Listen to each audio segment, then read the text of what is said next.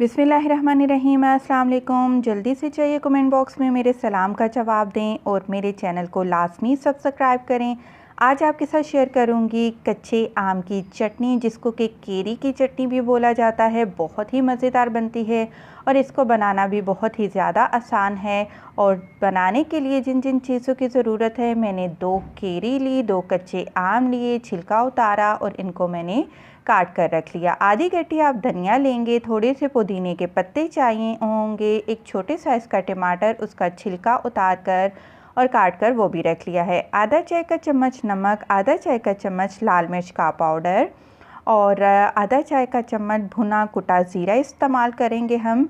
और इसके अलावा हमें चाहिए होगा 3 जवे लहसुन के, बड़े साइज़ के जवे लहसुन के लीजिएगा। 2 हरी मिर्चें, तीखी वाली जो हरी मिर्चें हैं वो आप इस्तेमाल करेंगे। इसके अलावा थोड़ा सा हमें पानी चाहिए होगा, जब हम इसको ब्लेंड करें तो पानी डालने से आसानी हो जाए।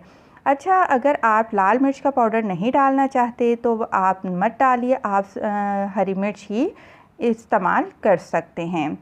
और जी जूसर जग लेंगे और सारी की सारी चीज़ें हम 1 बाय 1 इसमें डालते जाएंगे।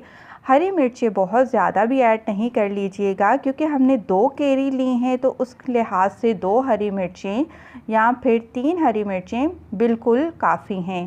ज़्यादा डालेंगे तो तीखापन ज़्यादा हो जाएगा।